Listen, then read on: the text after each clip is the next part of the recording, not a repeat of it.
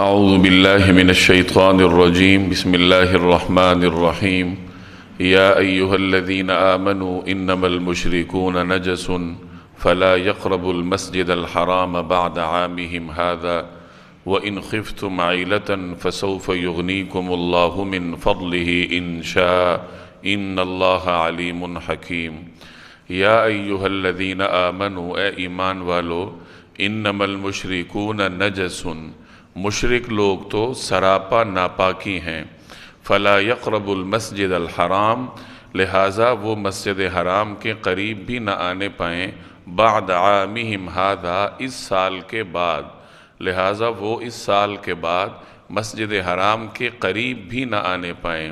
وَإِنْ خِفْتُمْ عَیْلَةً، اور اگر تم کو مفلسی کا اندیشہ ہو، فَسَوْفَ يُغْنِيكُمُ اللَّهُ مِنْ فَضْلِهِ إِنْ شَاءَ، تو اگر اللہ چاہے گا تو تمہیں اپنے فضل سے بے نیاز کر دے گا۔ ان اللہ علیم حکیم، بے شک اللہ کا علم بھی کامل ہے اور حکمت بھی کامل ہے۔ اس صورت میں اللہ تبارک و تعالی نے مشرکین سے دستبرداری کا اعلان فرمایا ہے، جس کی تفصیلات آپ گزشتہ دروس میں سن چکے ہیں۔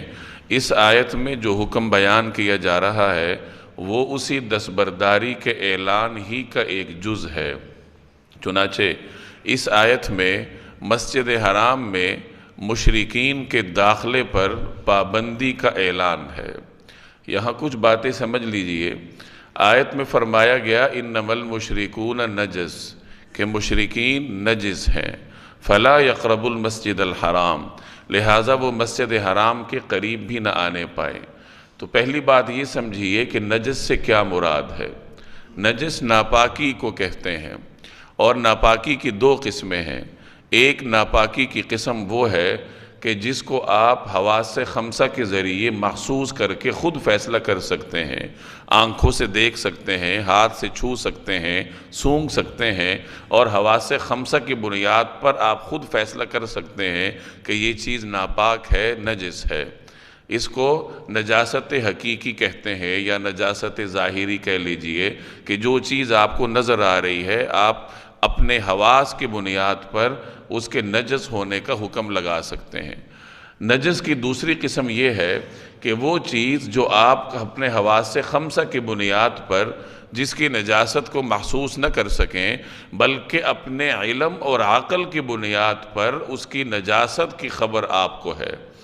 جیسے ایک شخص بے وضو ہونے کی حالت میں ہے تو وہ نماز نہیں پڑھ سکتا، قرآن کریم کو ہاتھ نہیں لگا سکتا، تو گویا کہ ایک اعتبار سے وہ حالت نجاست میں ہے، وہ نجس ہے، اور اس کے نجس ہونے کا علم آپ کو حواس خمسہ کے ذریعے نہیں ہوا، اپنے علم کی بنیاد پر ہوا کہ دین نے ہمیں یہ بتایا ہے کہ یہ جو حالت ہے یہ حالت طہارت کی نہیں ہے۔ اسی طرح حالت جنابت ہے، تو ان کو نجاست معنویہ کہا جاتا ہے کہ یہ وہ نجاستیں ہیں جن کا نجاست ہونا آپ کو علم کی بنیاد پر یا عقل کی بنیاد پر آپ اس کا فیصلہ کرتے ہیں۔ تو نجاست کی دو قسمیں ہوئیں، نجاست ظاہری اور نجاست معنوی۔ کفر و شرک بھی ایک قسم کی نجاست ہے۔ اللہ تبارک و تعالی کے احکامات سے صراحتاً روگردانی کرنا، اس قدر غلط نظریات رکھنا کہ اللہ کے ساتھ کسی کو شریک ٹھہرایا جائے، عقیدہ رسالت کا انکار کیا جائے، تو اس قسم کے نظریات بھی ایک اعتبار سے نجاست ہیں۔ اور یہ نجاست کی کون سی قسم ہے؟ تو یہ ایک قسم کی باطنی نجاست ہے، تو ایک اعتبار سے آپ اس کو بھی نجاست معنویہ میں شمار کر سکتے ہیں۔ تو یہ نجاست کی تفصیل ہے۔ دوسری بات یہ سمجھیے کہ مسجد حرام سے کیا مراد ہے۔ مسجد حرام عام طور پر اس بابرکت ترین مسجد کو کہا جاتا ہے جس کے وسط میں بیت اللہ شریف واقع ہے، لیکن اس اصطلاح میں کچھ وسعت بھی ہے۔ چنانچہ بعض حضرات مسجد حرام سے مراد پورا حدود حرم لیتے ہیں، کہ حدود حرم یعنی حضرت ابراہیم علیہ السلام نے جس احاطے کی نشاندہی کر کے اس کو حرم قرار دیا تھا، جس میں رہنے کے اور جہاں داخل ہونے کے اپنے احکامات ہیں، تو وہ پورا جو خطہ ہے، پورا جو علاقہ ہے، اسے مسجد حرام سے تعبیر کیا جا سکتا ہے۔ تو یہاں اللہ نے فرمایا کہ مشرک نجس ہیں، لہٰذا وہ مسجد حرام میں نہ آنے پائیں۔ اس حکم کی فقہا نے اپنے اپنے اعتبار سے تشریح بیان کی ہے۔ چنانچہ امام شافعی رحمۃ اللہ علیہ فرماتے ہیں کہ مسجد حرام سے مراد خاص وہ مسجد ہے جو مسجد حرام کے نام سے معروف ہے، یعنی وہ مبارک ترین اور مقدس ترین مسجد جس کے وسط میں بیت اللہ واقع ہے۔ تو یہ اس مسجد حرام سے مراد یہی مسجد حرام کا احاطہ ہے، اور مطلب اس کا یہ ہے کہ کوئی مشرک مسجد حرام میں داخل نہیں ہو سکتا۔ امام شافعی رحمۃ اللہ علیہ کا یہ نقطہ نظر ہے کہ کوئی مشرک، کوئی غیر مسلم مسجد حرام میں داخل نہیں ہوگا، اور مسجد حرام ہی کی ضمن میں حدود حرم بھی آ جاتا ہے۔ تو امام شافعی رحمۃ اللہ علیہ کے نزدیک حدود حرم میں کسی غیر مسلم یا کسی مشرک کو داخل ہونے کی اجازت نہیں ہے۔ امام مالک رحمۃ اللہ علیہ فرماتے ہیں کہ مسجد حرام میں کوئی مشرک داخل نہیں ہو سکتا، تو دیگر جتنی مساجد ہیں وہ بھی اللہ کے گھر ہیں، اور ایک اعتبار سے مساجد کو کعبے کی بیت اللہ کی بیٹیاں کہا گیا ہے، لہٰذا مسجد حرام کے اس حکم میں دنیا کی تمام مساجد شامل ہوں گی۔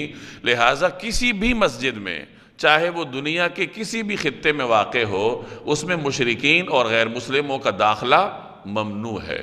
یہ امام مالک رحمۃ اللہ علیہ کا نقطہ نظر ہے۔ امام ابو حنیفہ رحمۃ اللہ علیہ کا نقطہ نظر کچھ مختلف ہے۔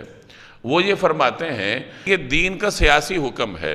اس آیت سے مراد یہ ہے کہ آج کے بعد کوئی مشرک حج کے لیے نہیں جائے گا، یعنی مسجد حرام سے مراد پورا حدود حرم ہے، اور مشرک کے وہاں داخل نہ ہونے کا مطلب یہ ہے کہ آج کے بعد کوئی مشرک حج کے ارادے سے مسجد حرام میں داخل نہیں ہو سکتا، حدود حرم میں داخل نہیں ہو سکتا۔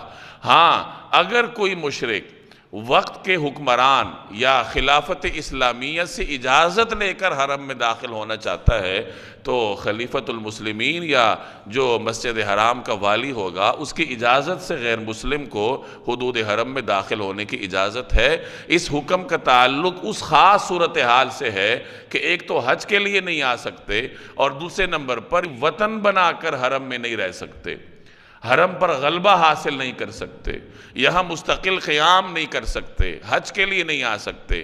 باقی عارضی مدت کے لیے اگر کوئی غیر مسلم حدود حرم میں داخل ہونا چاہتا ہے اور مسلمانوں کے امیر کی اجازت سے وہ آتا ہے تو اس آیت کا تعلق اس کی ممانعت سے نہیں ہے۔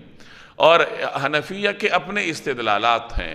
چنانچہ حضرت ثمامہ بن اسال رضی اللہ تعالی عنہ کو جب قید کیا گیا تو نبی کریم صلی اللہ علیہ وسلم نے انہیں مسجد میں رکھنے کا حکم دیا تھا، انہیں مسجد کے ایک ستون سے باندھا گیا تھا، تو گویا کہ غیر مسلم حالت میں، حالت کفر میں انہیں مسجد کے اندر بند رکھا گیا تھا۔ مختلف اوقات میں وفود آتے رہے ہیں جناب رسول اللہ صلی اللہ علیہ وسلم کی خدمت میں، انہیں مسجد میں ٹھہرایا جاتا رہا ہے۔ ایک بہت بڑی دلیل حنفیہ کی یہ ہے کہ وفد بنو ثقیف جب رسول اللہ صلی اللہ علیہ وسلم کی خدمت میں حاضر ہوا اور انہیں مسجد میں ٹھہرایا گیا تو صحابہ کرام نے نبی کریم صلی اللہ علیہ وسلم سے سوال کیا کہ یا رسول اللہ، یہ تو مشرک ہیں، نجس ہیں، تو انہیں مسجد میں داخل ہونے کی اجازت ہوگی؟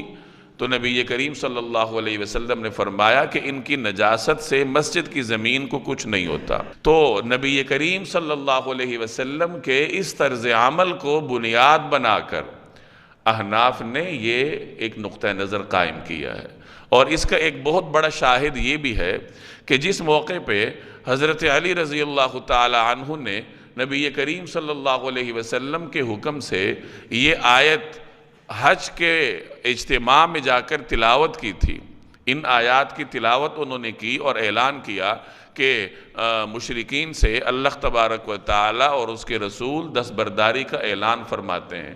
تو اس موقع پہ حضرت علی نے یہ اعلان بھی کیا نبی کریم صلی اللہ علیہ وسلم کے حکم سے کہ آج کے بعد کوئی مشرک حج کے لیے نہیں آ سکتا، مشرکین کے لیے حج میں شمولیت پر پابندی عائد کر دی گئی تھی۔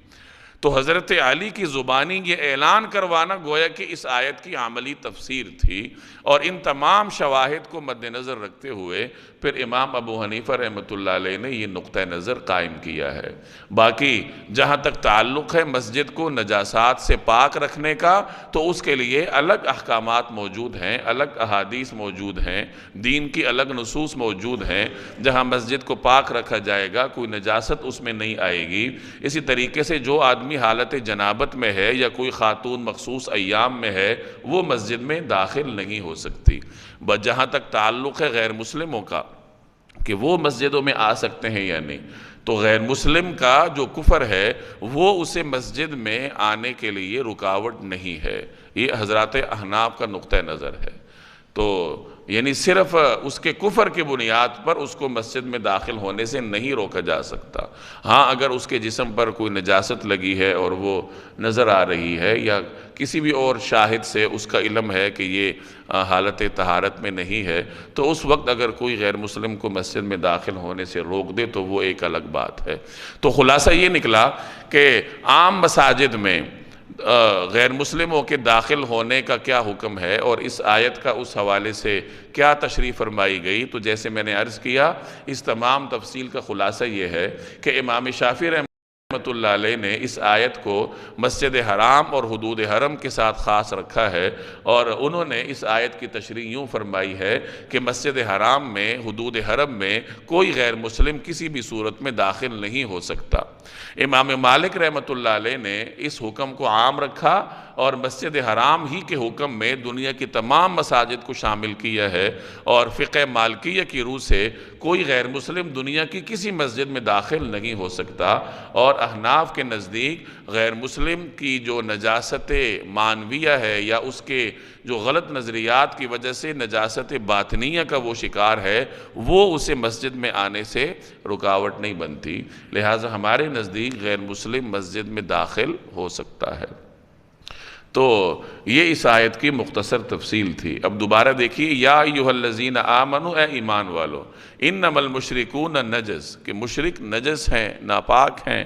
ناپاک ہونے سے مراد کہ باطنی طور پر ناپاک ہیں، کہ چونکہ یہ غلط نظریات کا شکار ہیں، شرک کرتے ہیں، کفر میں مبتلا ہیں، تو اس وجہ سے ان کو نجس کہا گیا۔ جب یہ نجس ہیں، فلا یقرب المسجد الحرام بعد عامہم ھذا، عام سال کو کہتے ہیں کہ اس سال کے بعد وہ مسجد حرام کے قریب بھی نہ آنے پائیں، یعنی آج کے بعد وہ حج کے لیے حدود حرم میں داخل نہیں ہو سکتے۔ وَإِنْ خِفْتُمْ عَيْلَةً، عائلہ سے مراد مفلسی ہے، کہ اگر تمہیں خوف ہو مفلسی کا، فَسَوْفَ يُغْنِيكُمُ اللَّهُ مِنْ فَضْلِهِ، تو عنقریب اللہ تعالیٰ اپنے فضل سے آپ کو غنی کر دے گا انشاء، اگر وہ چاہے۔ اس آیت میں ایک خاص پس منظر کی طرف اشارہ ہے۔ قریش اس زمانے میں حج کے اجتماعات کے ذریعے بہت بڑا ایک کاروبار کرتے تھے، یعنی یہ جو حج کا اجتماع تھا یہ ان کے لیے کاروبار کا ذریعہ تھا، رزق کا ذریعہ تھا۔ دور دور سے لوگ حج کے لیے آتے تھے، وہاں پہ بازار لگتے تھے، میلے لگتے تھے، حج سے پہلے بھی اور حج کے بعد بھی۔ چنانچہ جو مشہور بازار تھے حرم مکہ مکرمہ کے، ان میں سے ایک بازار مجنہ نام کا تھا، ایک ذوالمجاز نام کا تھا۔ ذوالمجاز بازار یہ عرفہ کے پیچھے لگتا تھا، مجنہ نام کا بازار یہ مر الزہران کے مقام پر لگتا تھا، اور اسی طریقے سے عکاظ بازار بھی تھا جو کہ طائف اور مکہ کے درمیان تھا۔ یہ اہل مکہ کے 3 معروف بازار تھے، اور ان بازاروں کے لگنے کے جو اوقات تھے وہ حج کے آگے پیچھے تھے، یعنی حج کے لیے آتے ہوئے قریش 1 مہینہ عکاظ میں گزارتے تھے، پھر کچھ دن ذوالمجاز میں گزارتے تھے، وہیں سے پھر حج کے لیے عرفات میں آ جاتے تھے، اور پھر واپسی پر کچھ عرصہ مجنہ میں مر الزہران کے مقام پر رہتے تھے۔ تو چونکہ حج کا یہ اجتماع ان کے لیے رزق کا ذریعہ تھا، اب جب یہ پابندی لگ گئی کہ مشرک حج کے لیے نہیں آئیں گے، حدود حرم میں داخل نہیں ہوں گے، تو اس کا مطلب یہ ہوگا کہ اس حکم پر عمل درآمد کے بعد بہت سارے کاروباری یہاں نہیں آ سکیں گے، اور رزق کا ایک بڑا جو باب ہے وہ بند ہو جائے گا۔ تو اللہ تبارک و تعالیٰ اس آیت میں یہ تلقین فرما رہے ہیں کہ اگر آپ کو یہ اندیشہ ہے کہ کاروبار کا ایک بڑا ذریعہ بند ہو جائے گا، رزق کا ایک بڑا دروازہ بند ہو جائے گا، تو آپ کو غم کرنے کی ضرورت نہیں ہے۔ اللہ چاہے گا تو اپنے فضل سے آپ کو غنی کر دے گا۔ یعنی اگر اس حکم پر عمل درآمد کے راستے میں کچھ کاروبار آپ کو قربان کرنا پڑتا ہے تو قربان کر ڈالیے اور اللہ کے اس حکم پر عمل کیجیے۔ یہاں بعض حضرات نے یہ نکتہ لکھا ہے کہ اللہ تبارک و تعالی رزق کے حصول کے لیے اسباب اختیار کرنے کا حکم دیتا ہے، لیکن جہاں کہیں رزق کا کوئی سبب دین کے حکم سے ٹکرا جائے تو وہاں پھر اس سبب کو چھوڑ کر اللہ پر بھروسہ کرنے کا حکم ہے کہ توکل کر کے اللہ پر بھروسہ کر کے اس ذریعے کو چھوڑ دو تو کیا ہوگا؟ فَسَوْفَ يُغْنِيكُمُ اللَّهُ مِنْ فَضْلِ، اللہ تبارک و تعالی آپ کو اپنے فضل سے بے نیاز کر دے گا، غنی کر دے گا۔ ان اللہ علیم حکیم، بے شک اللہ تبارک و تعالی کا علم بھی کامل ہے اور اس کی حکمت بھی کامل ہے۔ قاتل الذین لا یؤمنون باللہ ولا بالیوم الآخر ولا يحرمون ما حرم اللہ ورسولہ ولا يدینون دین الحق من الذین اوتوا الکتاب حتی یعطوا الجزیۃ عن ید وہم صاغرون۔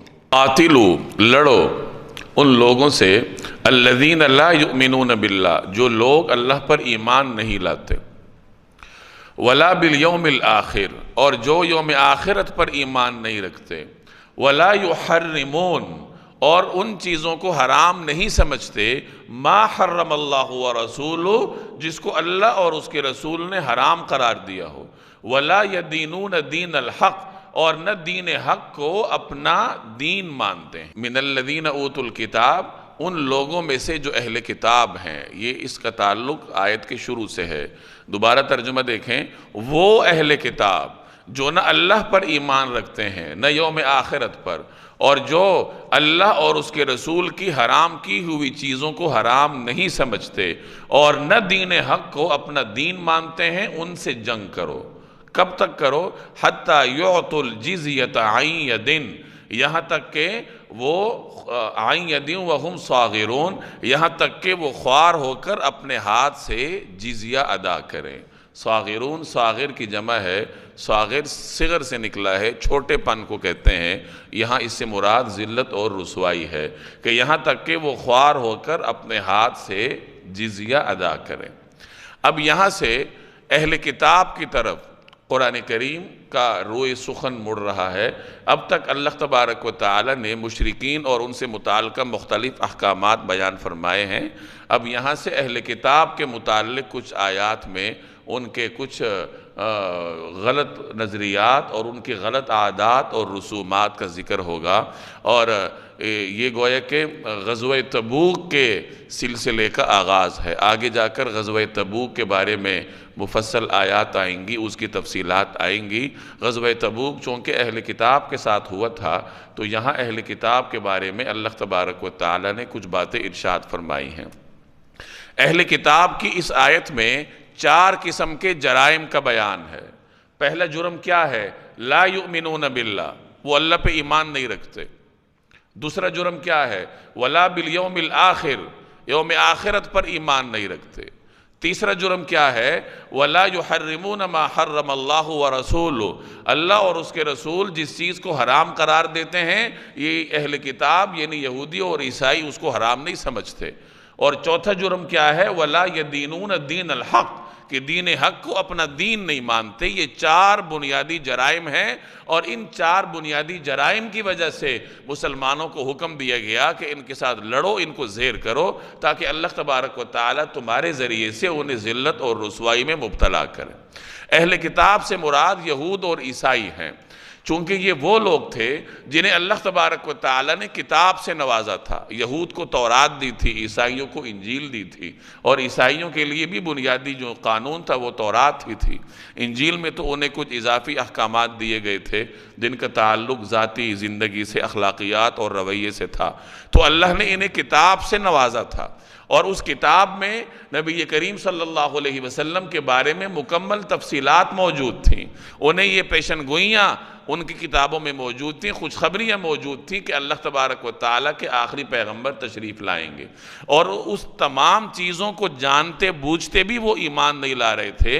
تو ایک اعتبار سے ان کا جرم عام مشرکین سے زیادہ تھا، کہ ان کو تو معلوم تھا، یہ تو جانتے تھے کہ یہ نبی برحق ہیں، لیکن ضد اور عناد کی وجہ سے یہ نبی کریم صلی اللہ علیہ وسلم کی اطاعت کرنے کے لیے تیار نہیں تھے۔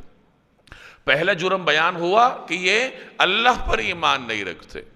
اب اللہ پر ایمان نہ رکھنے کا مطلب کیا ہے؟ یہود اور عیسائی اللہ کو تو مانتے ہیں، اللہ پر ایمان نہ رکھنے کا مطلب یہ ہے کہ یہ اللہ پر اس طریقے سے ایمان نہیں رکھتے جیسے اللہ نے حکم دیا ہے، کہ اللہ نے ایمان والوں کے لیے جو معیار مقرر کیا ہے یہ اس معیار پر پورے نہیں اترتے، تو گویا کہ یہ صاحب ایمان ہی نہیں ہے۔ نمبر 2، وہ عقیدہ آخرت پر بھی ایمان نہیں رکھتے۔ کیوں نہیں رکھتے؟ مفسرین فرماتے ہیں کہ اہل کتاب کا یہ نقطہ نظر تھا کہ آخرت میں جو حشر ہوگا وہ جسمانی نہیں ہوگا، وہ روحانی ہوگا۔ اسی طرح جنت اور جہنم بھی باقاعدہ حقیقت میں موجود نہیں ہے، بلکہ جنت خوشی کا نام ہے اور جہنم رنج کا نام ہے۔ یہ وہی باتیں ہیں جو ہمارے ہاں بھی بعض مفکرین یہی نقطہ نظر اپناتے ہیں۔ درست نقطہ نظر کیا ہے کہ جنت باقاعدہ ایک حقیقت ہے، جہنم واقعتاً ایک حقیقت ہے، اور آخرت میں اللہ تبارک و تعالی جب انسانوں کو اٹھائے گا تو اجسام کے ساتھ اٹھائے گا، صرف روحانی زندگی نہیں ہوگی بلکہ جسمانی زندگی کے ساتھ میدان حشر میں ہر انسان نے اللہ کے دربار میں پیش ہونا ہے، اور پھر وہ یا جنت جائے گا اور یا جہنم جائے گا۔ تو یہود کے 2 جرائم کا بیان ہوا کہ ایک تو اللہ پہ ایمان نہیں رکھتے، نمبر 2 یہ عقیدہ آخرت کے بھی منکر ہیں، اور نمبر 3 وہ اللہ اور اس کے رسول کی حرام کردہ چیز کو حرام نہیں سمجھتے۔ جو چیزیں حرام ہیں اور ان کے اصل مذہب میں بھی حرام تھیں اور یہود کا اس سے کوئی دلچسپی وابستہ تھی تو وہ اس کو حلال قرار دیتے تھے، جیسے سود ہے، شراب ہے، یہ ہر آسمانی مذہب میں حرام رہی ہے۔ کسی آسمانی مذہب میں سود کی اجازت نہیں دی گئی، کسی آسمانی مذہب میں شراب کی اجازت نہیں دی گئی، کسی آسمانی مذہب میں خنزیر کھانے کی اجازت نہیں دی گئی، اور اہل کتاب ان تمام چیزوں کو حلال سمجھتے ہیں۔ تو یہ مطلب ہے کہ اللہ اور اس کے رسول نے جو چیزیں حرام کی ہیں یہ اس کو حرام نہیں سمجھتے، حلال کر دیتے ہیں۔ اور چوتھا جرم کیا ہے کہ یہ دین حق کو اپنا دین نہیں مانتے۔ دین حق کیا ہے؟ اسلام، نبی کریم صلی اللہ علیہ وسلم کی اطاعت۔ تو جب یہ برحق دین کو اپنا دین نہیں مانتے اور یہ 4 جرائم ان کے اندر موجود ہیں، تو مسلمانوں کو کیا حکم ہے؟ حکم ہے قاتلو، ان کے ساتھ جہاد کرو۔ کب تک کرو؟ حتی یعطو الجزیۃ عن ید، جب تک وہ اپنے ہاتھ سے آپ کو جزیہ نہ دیں۔ جزیہ ایک خاص اصطلاح ہے، غیر مسلموں سے اسلامی ریاست حفاظت کے عوض میں جو خاص رقم لیا کرتی ہے، اس خاص رقم اور عوض کو جزیہ کہا جاتا ہے۔ اسلامی ریاست میں جو شخص رہتا ہے اور وہ مسلمان ہے تو اس کے ذمہ ہے کہ وہ بوقت ضرورت اپنے ملک، اپنے دین اور اپنی ریاست کی حفاظت کے لیے وہ سپاہی بھی ہوگا۔ تو مسلمان ریاست کی رعایا کا ہر فرد بوقت ضرورت اپنے ملک اور اپنی ریاست اور اپنے دین کا سپاہی ہے۔ غیر مسلم اگر چاہے تو وہ اس سے انکار کر سکتا ہے کہ میں آپ کی ریاست کے لیے تلوار اٹھانے کے لیے تیار نہیں ہوں، لڑنے کے لیے تیار نہیں ہوں۔ تو اس کو یہ رعایت دی گئی کہ ٹھیک ہے تم مت لڑو، اگر تم تحفظ نہیں کرنا چاہتے تو نہ کرو، اور اس رعایت کے عوض میں پھر تمہیں یہ فیس ادا کرنی پڑے گی، تمہیں یہ مخصوص رقم دینی پڑے گی، اور اس رقم کو جزیہ کہا گیا۔ آپ یوں کہہ لیجئے کہ اسلامی ریاست نے اپنی حدود کے اندر رہنے والے غیر مسلموں کو وہی حقوق دیے ہیں جو مسلمان کو دیے ہیں۔ جو بنیادی حقوق مسلمان کو حاصل ہیں وہی بنیادی حقوق غیر مسلم کو بھی حاصل ہیں۔ انہیں معاشی حقوق بھی ہیں، انہیں سیاسی حقوق بھی ہیں، ان کے مذہبی حقوق کا تحفظ بھی اسلام کرتا ہے، ان کے جان اور مال کے حقوق کا تحفظ بھی کرتا ہے، اور اس تحفظ کے عوض میں ریاست اگر ان سے کچھ وصول کرتی ہے تو اس کو جزیہ کا نام دیا گیا۔ اب اس جزیے کی مقدار کیا ہونی چاہیے؟ تو بعض فقہا کے نزدیک یہ وقت کے حکمران کی ثوابدید پر ہے کہ وہ جتنا چاہے غیر مسلموں کے اوپر جزیہ عائد کر سکتا ہے، اپنے مملکت اور تمام رعایا کی مصالح کے پیش نظر وہ مقدار میں رد و بدل کر سکتا ہے۔ اور بعض فقہا کہتے ہیں کہ نہیں، حضرت عمر رضی اللہ تعالی عنہ کے زمانے میں جزیے کی جو مقدار مقرر ہو گئی تھی امام المسلمین اسی مقدار کی پابندی کرے گا اور وہی مقدار غیر مسلم رعایا سے بطور جزیے کے وصول کرے گا۔ اب وہ مقدار کیا تھی جو حضرت عمر نے مقرر کی تھی؟ تو فقہا فرماتے ہیں کہ جو امیر غیر مسلم ہے اس سے 4 درہم لیے جائیں گے، اور جو متوسط درجے کا غیر مسلم ہے، ذمی ہے، اس سے 2 درہم لیے جائیں گے، اور جو آدمی غریب ہے، دیہڑی دار ہے، کما کر اپنا گزر بسر کرتا ہے، تو اس سے صرف 1 درہم وصول کیا جائے گا، اور جو بیمار ہے، اپاہج ہے، کمانے کے لائق نہیں ہے، خواتین ہیں، بچے ہیں، ان کے وہ تارک الدنیا مذہبی پیشوا جو کمانے کا کام ہی نہیں کرتے، تو ان تمام لوگوں پر سے اسلام نے جزیہ معاف رکھا ہے۔ ان سے مسلمانوں کی ریاست کا حکمران کچھ وصول نہیں کرے گا، وصولیابی صرف اسی سے ہوگی جو کہ کماتا ہے، اور پھر اس کی دولت کے ریشوں کے اعتبار سے اسلام نے، حضرت عمر نے مختلف پرسنٹیج مقرر کی تھی کہ امیر سے اور درجے کا وصول کیا جائے گا، متوسط سے اور درجے کا، اور غریب سے اور درجے کا۔ حضرت عمر رضی اللہ تعالی عنہ نے اپنے زمانے میں ایک بوڑھے غیر مسلم کو دیکھا، اہل کتاب میں سے تھا، کہ وہ بھیک مانگ رہا تھا۔ تو حضرت عمر نے اس سے دریافت کیا کہ تم بھیک کیوں مانگ رہے ہو؟ تو اس نے کہا کہ میرا کوئی کمانے کا ذریعہ نہیں ہے، اور میں نے جزیے کی رقم بھی دینی ہے، تو میں اس کے لیے بھیک مانگ رہا ہوں۔ تو حضرت عمر نے اپنے جو عملہ تھا اس سے ارشاد فرمایا کہ دیکھو یہ عادل نہیں ہے کہ جب یہ کما رہے ہوں اس وقت ہم ان سے وصول کریں اور بعد میں ہم ان کو اپنے حال پہ چھوڑ دیں۔ چنانچہ حضرت عمر نے نہ صرف یہ کہ اس کا جزیہ معاف کیا، بلکہ اس کے لیے بیت المال سے وظیفہ بھی مقرر کیا۔ تو یہ اسلامی ریاست کا عدل ہے، اور یہ تو آج کے غیر مسلم جو انصاف پسند مصنفین ہیں وہ بھی اس کی گواہی دیتے ہیں کہ روم اور شام کی سلطنتیں جب مسلمانوں نے فتح کی اور ان سے جزیہ وصول کرنا شروع کیا، تو روم اور شام کے باسی اپنے سابقہ حکمرانوں قیصر اور کسریٰ کو جو کچھ ادا کرتے تھے، اسلامی ریاست نے اس سے بہت کم جا کر ان سے وصول کی۔ یعنی اپنے حکمرانوں کو انہیں بہت کچھ ادا کرنا پڑتا تھا، اور اس کے بدلے میں ان کے حقوق کا کوئی تحفظ بھی نہیں تھا، انصاف کا کوئی معیار نہیں تھا۔ اسلامی ریاست نے اول تو ان سے وصول ہی بہت کم کیا، اور پھر اس کے بدلے میں انہیں وہ حقوق فراہم کیے جو اپنے حکمرانوں نے انہیں کبھی زندگی میں ان کے آباء و اجداد کو فراہم نہیں کیے تھے۔ تو یہاں اسی جزیے کا ذکر ہے کہ ان سے لڑو، کب تک؟ کہ جب یہ اسلام کو اور اسلام کی بالادستی کو قبول کر کے جزیہ ادا کرنا شروع کر دیں۔ تو فرمایا حتی یعط الجزیۃ عن ید، کہ وہ اپنے ہاتھ سے جزیہ ادا کرنا شروع کر دیں، وہم صاغرون، خوار ہو کر۔ صاغرون سے کیا مراد ہے؟ تو امام شافعی رحمۃ اللہ علیہ فرماتے ہیں کہ اس سے مراد یہ ہے کہ وہ اسلام اور ریاست اسلام کی بالادستی کو قبول کریں، یعنی مسلمانوں کی جو مملکت ہے، ان کی جو ریاست ہے، ان کی جو قوانین ہیں، اس کی بالادستی کو قبول کر کے اس کو جزیہ ادا کرنا شروع کر دیں۔ اس وقت تک ان کے ساتھ لڑتے رہو جب تک وہ یہ کام نہ کر لیں۔ وقالت اليہود عزیر ابن اللہ وقالت النصارى المسیح ابن اللہ ذلك قولهم بافواہہم یضاہئون قول الذین کفروا من قبل قاتلهم اللہ انا یؤفکون۔ وقالت الیہود عزیر ابن اللہ، اور یہود تو یہ کہتے ہیں کہ عزیر اللہ کے بیٹے ہیں۔ وقالت النصارى المسیح ابن اللہ، اور نصرانی یہ کہتے ہیں کہ مسیح اللہ کے بیٹے ہیں۔ ذالک قولہم بافواہہم، یہ سب ان کے منہ کی بنائی ہوئی باتیں ہیں۔ یضاہئون قول الذین کفروا من قبل، یہ ان لوگوں کی سی باتیں کر رہے ہیں جو ان سے پہلے کافر ہو چکے ہیں۔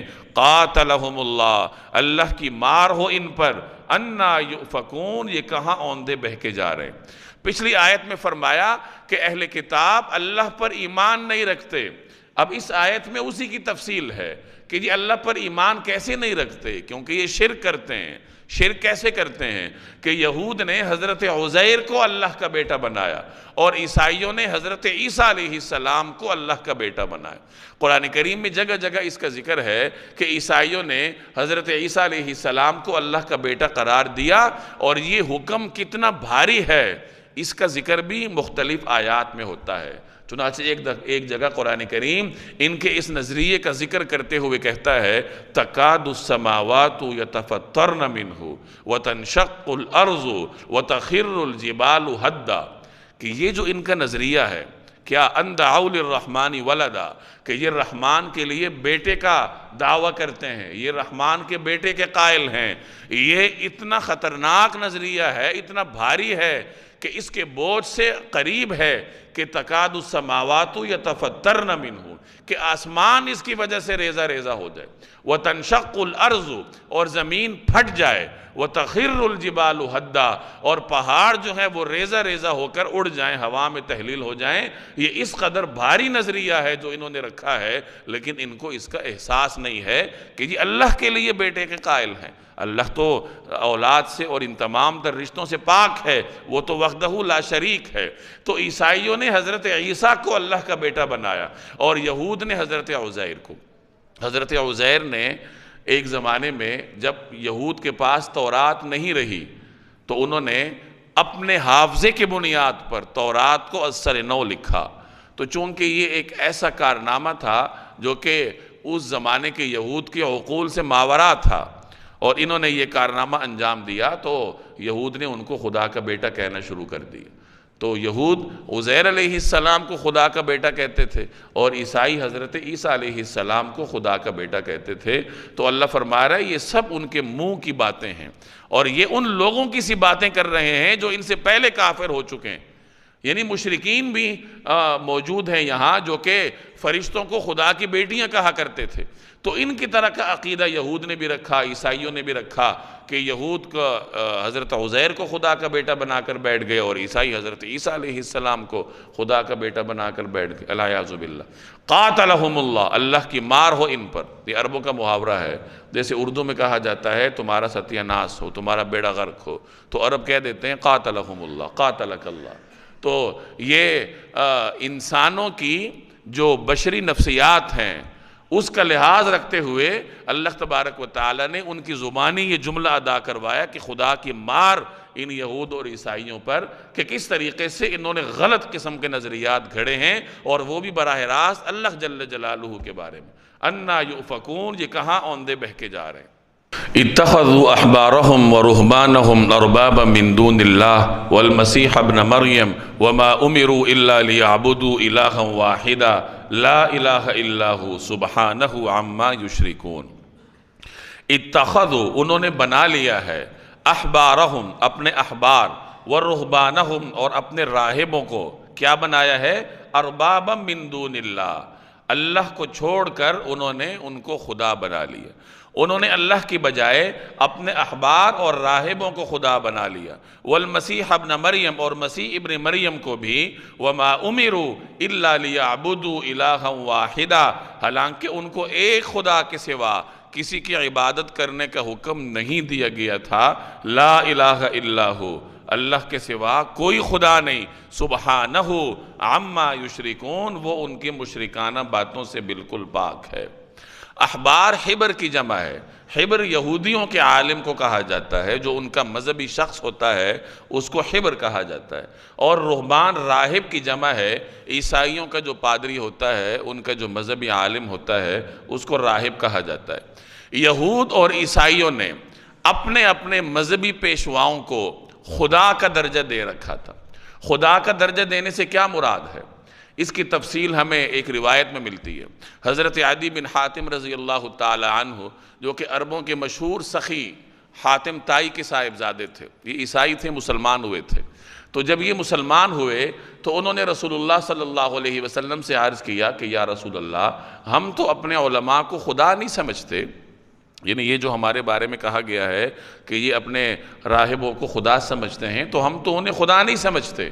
تو نبی کریم صلی اللہ علیہ وسلم نے ان سے فرمایا کہ اس کا مطلب یہ ہے کہ تم لوگ حلال اور حرام میں اللہ کی طرف دیکھنے کی بجائے اپنے علماء کی طرف دیکھتے ہو، کہ جو چیز وہ تمہیں حلال کر کے دے دیں تم اس کو حلال سمجھتے ہو، اور جو چیزیں وہ تمہیں حرام کر کے دے دیں تم انہیں حرام سمجھتے ہو۔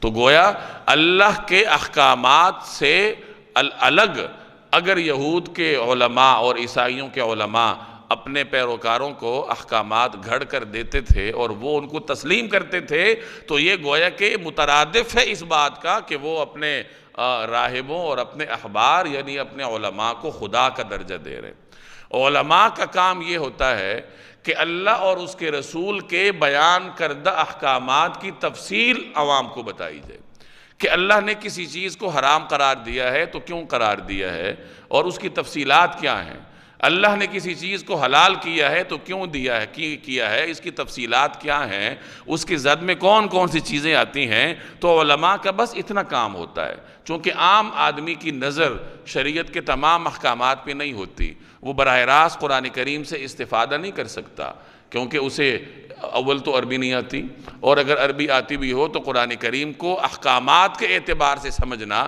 یہ صرف عربی پر موقوف نہیں ہے، اس کے لیے اور بہت سارا مطالعہ ہونا چاہیے۔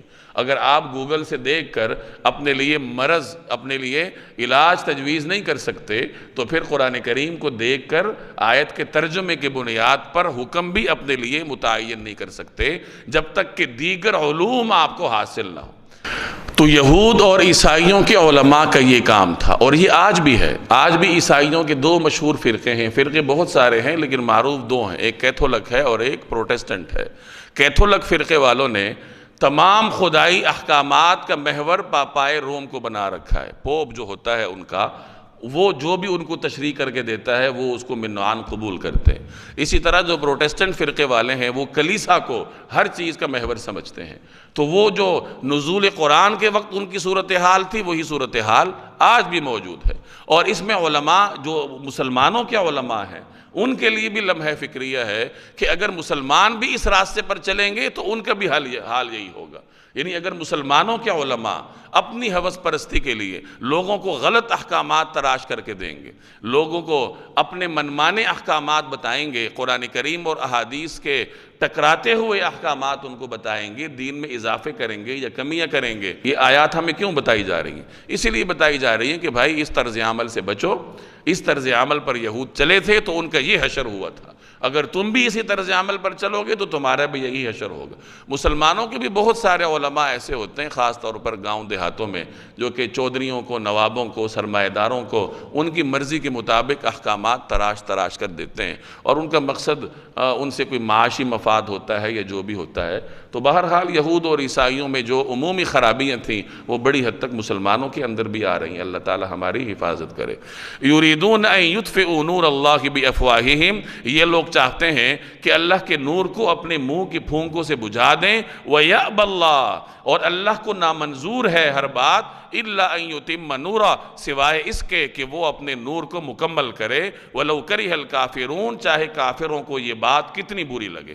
حالانکہ اللہ کو اپنے نور کی تکمیل کے سوا ہر بات نامنظور ہے، چاہے کافروں کو یہ بات کتنی بری لگے۔ هُوَ الَّذِي أَرْسَلَ رَسُولَهُ بِالْهُدَى وَدِينِ الْحَقِّ، وہ اللہ ہی تو ہے جس نے اپنے رسول کو ہدایت اور سچا دین دے کر بھیجا ہے، لِيُظْهِرَهُ عَلَى الدِّينِ كُلِّهِ، تاکہ اسے ہر دوسرے دین پر غالب کر دے، وَلَوْ كَرِهَ الْمُشْرِكُونَ، چاہے مشرک لوگوں کو یہ بات کتنی ہی ناپسند ہو۔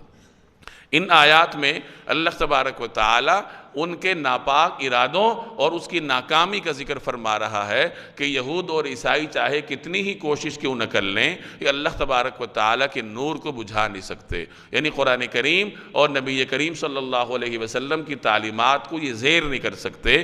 اللہ نے یہ دین بھیجا ہی اس لیے ہے کہ وہ دنیا کے تمام ادیان پر غالب آ جائے۔ یہ دین دنیا میں غالب ہونے کے لیے آیا ہے، اور یہ دو طریقوں سے غالب ہوتا ہے۔ ایک تو حجت کے اعتبار سے غالب ہے کہ اللہ نے اس دین برحق کو دلائل کے اعتبار سے اور حجت کے اعتبار سے تمام ادیان پر غالب رکھا ہے، چونکہ یہ برحق ہے اور ہمیشہ دلیل حق کے ساتھ ہوتی ہے۔ اور دوسری بات یہ کہ دنیا میں بھی اس کے پیروکاروں کو غلبہ ملتا ہے، بشرطے کہ وہ درست طریقے سے اس کی پیروی کریں۔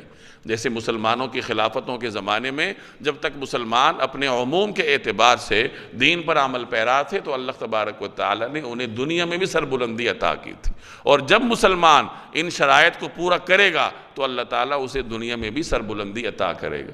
یا ایھا الذین آمنوا ان کثیرا من الاحبار والرہبان لیأکلون اموال الناس بالباطل ویصدون عن سبیل اللہ والذین یکنزون الذہب والفضة ولا ينفقونها فی سبیل اللہ فبشرہم بعذاب علیم یا ایہا الذین آمنوا، اے ایمان والو، ان کثیرا من الاحبار والرہبان، احبار اور راہبوں میں بہت سے ایسے ہیں لیأکلون اموال الناس بالباطل، کہ لوگوں کا مال ناحق طریقے سے، باطل طریقے سے کھاتے ہیں، ویصدون عن سبیل اللہ، اور دوسروں کو اللہ کے راستے سے روکتے ہیں، والذین یکنزون الذہب والفضہ، اور جو لوگ سونے چاندی کو جمع کر کے رکھتے ہیں، ولا ينفقونها فی سبیل اللہ، اور اس کو اللہ کے راستے میں خرچ نہیں کرتے، فبشرہم بعذاب علیم، ان کو ایک دردناک عذاب کی خوشخبری سنا دو۔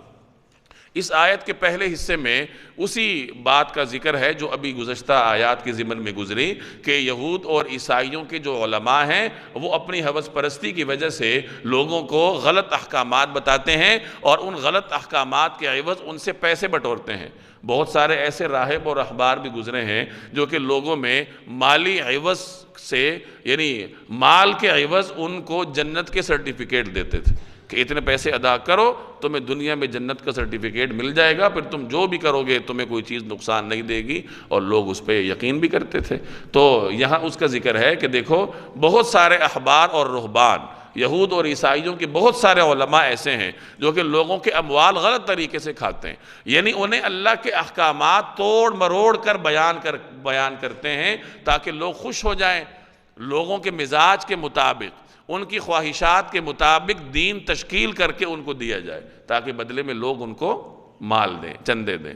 میں نے عرض کیا نا کہ یہ خوبی، یہ جو جرم ہے یہ ان سے ہمارے اندر بھی آیا ہے، اور بہت سارے مسلمان علماء اور ائمہ بھی اس مرض کا شکار ہیں کہ وہ وڈیروں کے ڈر سے دین کے احکامات کو تبدیل کر کے بیان کرتے ہیں تاکہ ان کی چودراہٹ پر کوئی حرف نہ آئے اور ہمارا جو روزینہ ہے اس میں کوئی مسئلہ نہ بنے۔ تو بہرحال اس کا ذکر ہے کہ یہ لوگوں کا مال ناحق طریقے سے کھاتے ہیں اور دوسروں کو اللہ کے راستے سے روکتے ہیں، درست احکامات نہیں بتاتے۔ درست احکامات نہ بتانا لوگوں کو اللہ کے راستے سے روکنے کی ایک صورت ہے۔ آگے فرمایا کہ جو لوگ سونے اور چاندی کو جمع کرتے ہیں، یکنزون کنز سے نکلا ہے، کنز کہتے ہیں اس مال کو جس کو جمع کر کے رکھا جائے۔ یہاں مراد وہ مال ہے جس کو اس طرح جمع کیا جائے کہ اس کے فرائض ادا نہ کیے جائیں۔ مال کے فرائض کیا ہیں؟ کہ اس کی زکوٰۃ ادا کی جائے، جن لوگوں کا آپ کے مال میں حق ہے وہ حقوق آپ ادا کریں۔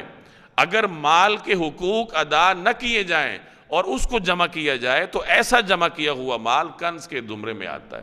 تو جو لوگ سونا اور چاندی جمع کر کے رکھتے ہیں اور انہیں اللہ کے راستے میں خرچ نہیں کرتے، یعنی مال کے حقوق ادا نہیں کرتے، تو انہیں ایک دردناک عذاب کی خبر سنا دو۔ یاد رکھیے مال جمع کرنا منع نہیں ہے۔ صحابہ کرام میں اس حوالے سے دو نقطہ نظر تھے۔ اکثر صحابہ بلکہ تمام صحابہ کا یہی نقطہ نظر تھا کہ اللہ کے راستے میں خرچ کرتے ہوئے، خرچ کرنے کے بعد اگر کوئی شخص مال جمع کرتا ہے تو اس کو مال جمع کرنے کی اجازت ہے۔ بہت سارے صحابہ ایسے تھے جو بہت مالدار تھے، جیسے حضرت عبد الرحمن بن عوف تھے، حضرت عثمان تھے، حضرت زبیر تھے، حضرت طلحہ تھے۔ یہ حضرات بہت بڑے بڑے کاروباری لوگ تھے اور ظاہر ہے کہ وہ دن رات اللہ کے راستے میں خرچ کرتے تھے، لیکن اس کے باوجود بھی ان کے پاس مال رہتا تھا۔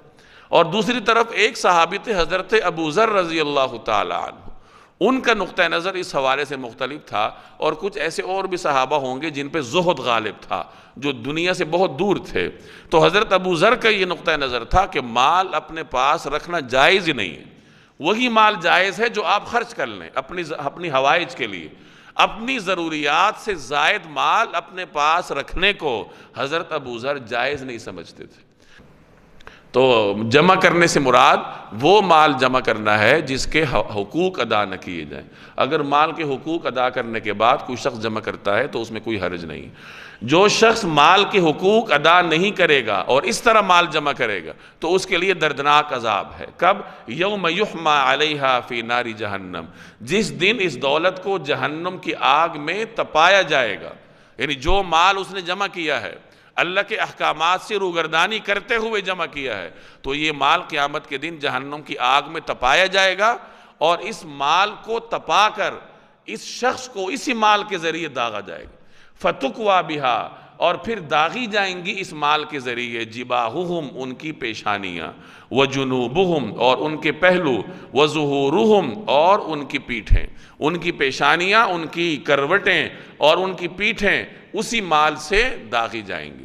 اور کہا جائے گا کیا ھذا ما کنزتم لانفسکم، یہ ہے وہ خزانہ جو تم نے اپنے لیے جمع کیا تھا، فذوقوا ما کنتم تکنزون، اب چکھو اس خزانے کا مزہ جو تم جوڑ جوڑ کر رکھا کرتے تھے۔